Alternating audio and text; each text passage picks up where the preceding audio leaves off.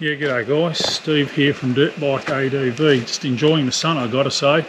Absolutely beautiful. We've had a couple of weekends of wet weather, so just when the sun came out at lunchtime today, I thought that's it, I'm jumping on the bike. So I decided to jump on the 500 and just get lost up in the local bush here. So yeah, been really good, but been giving it a bit of a flogging, and bike fitness is not quite there, so I was happy to pull over and have a bit of a rest. We got the camera gear in the bag, and I was sort of riding out here thinking, oh, I haven't done a bike build on this bike, and I thought, oh, why would I bother? I haven't really done that much to it, and it's been done 1,000 times before. I thought, you know what, this is sort of my individual setup, what I've chosen to put on the bike and do to the bike, and I thought, oh, might be worth it. So I'm just going to try and do a real quick video on what I've done to this bike and what model it is and what I've chosen and all that sort of stuff. So what have we got? A 2012 KTM 500, and this is one of the main reasons I drive one of the older models.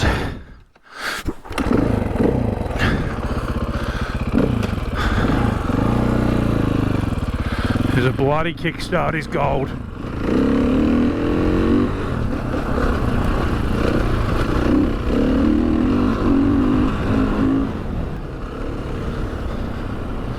So yeah, the kickstart's one of the main reasons I went for one of the older models, but they do have more metal in the engine, there's no doubt about that. A little bit more robust engine, they carry more oil, 1.5 litres compared to 1.2. Yeah, they just seem to be a very good, strong engine in that era. First of the fuel injector, of course.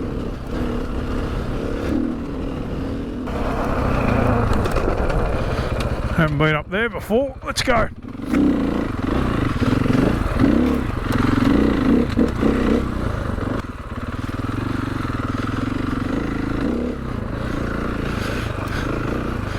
Oh, a bit overgrown.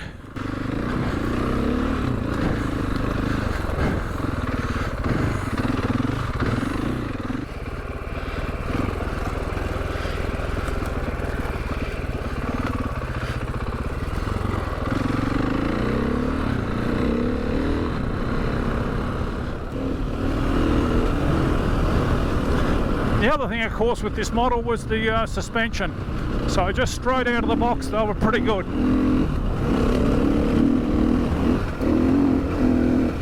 So yeah, I've had this obviously pre-sprung to my weight, but that's all. No need for any valving or anything like that. So a good base for a lightweight ADV bike for sure.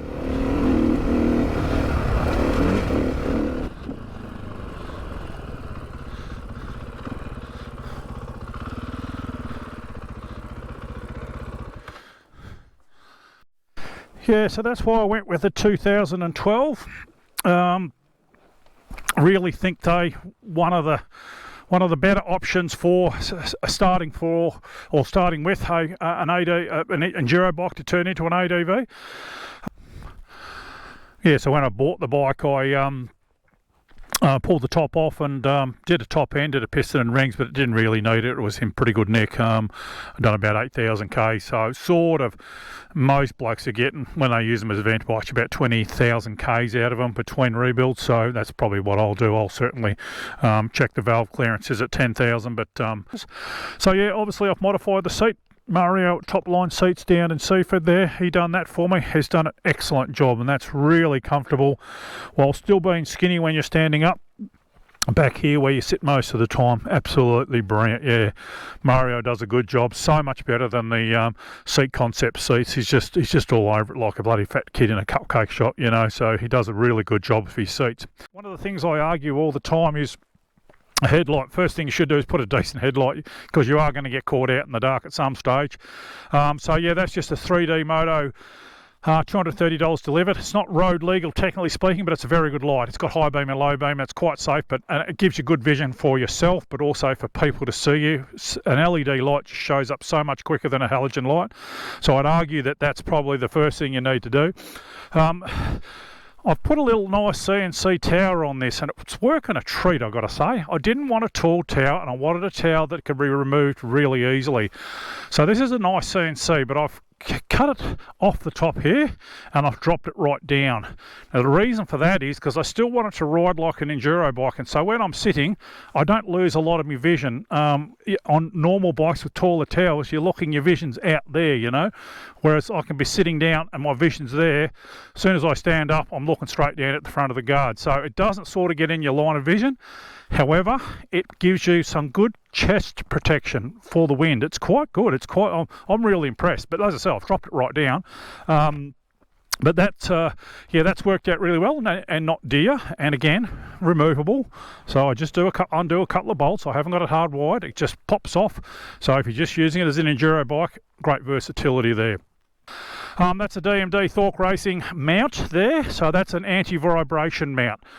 So it's quite a complicated looking beast, but it's just a mount for the Thork Racing DMD tablets. One of the first ones out, the DMD T865. Loving that bloody thing. I don't need reading glasses to read it while I'm riding along. So yeah, I've done videos before on the DMD tablet, but I use that on my AJP and in my car. So it's a really versatile setup. I like it because I don't need it turned on most of the time, so I just have the power button there. If I want to turn it on, I turn it on. It's not a big deal to me. I'm out on tracks that I know. I don't need it turned on here, but sometimes I get to a point where if I'm going a bit of a distance, I'll get to an intersection and go, oh, where does this come out, you know, and I'll turn it on and have a look. But we have too much screen time in our life, so I just leave it turned off until I need it most of the time. So yeah, so that's a really good setup. As I say, it's out of my vision, which is really good. Just a little, I think it's called a Nome bag. I'll put it up there, a Nomini bag. Is it Nomini or something like that? From Moscow Motor. They're a great little bag. Don't get in your way when you're standing up. Obviously, I've got the Chirby's 15-litre tank. That gets me over 300 litres. This bike does under 5 litres per 100 kilometres, so it gets me well over 300 kilometres, that tank. That's plenty enough. You can get bigger tanks, but I just decided that was enough. So yeah, I'll leave that on. I haven't got a second fuel pump, so yeah, I just leave that tank on permanently, and if I take the DMD tablets off and everything, I'm happy just to ride with that 15-litre tank, so to speak. A little bit of bling, some nice CMC foot pegs and a stand there. A nice CNC little rear rack. That's just a point to tie on. There's no strength back there. It's just more about having somewhere to tie your luggage on. And yeah, like I say, it's a nice CNC pegs. A bit of bling there from Akrapovic. That is an Akrapovic exhaust header, but I've just gone back to the standard KTM silencer because the Akrapovic was a bit noisy. But I did feel like that pipe was quite exposed there, and I was going to lay it down on my leg. I was going to get burnt to buggery, so I just bought that. Obviously paid way too much for it because it's got the Akrapovic brand on it. I've obviously backed the bike out, guys, because I don't like the orange and white plastics on this particular model, this particular year model. So I've sort of customised it a little bit, got a bit of a custom graphic setup. These graphics won't go on this tank normally, but I've just modified them and cut them up with a pair of scissors just to make it look a little bit better. So that's basically it, guys. As I said, I didn't want to make a long video. I just wanted a quick walk around. So yeah, I'm going to keep riding out in the bush. The sun's starting to drop a little bit, so I'm going to keep heading up this way and get lost for a bit longer. So yeah. Anyway, guys, thank you for watching. We'll hope to see you out in the trail soon. In fact, why don't you come now? Have a look at this. Beautiful fire trails. Stop what you're doing and just jump on your bike and come out here. Come on. You're missing out. Beautiful autumn day. Yeah, good fun.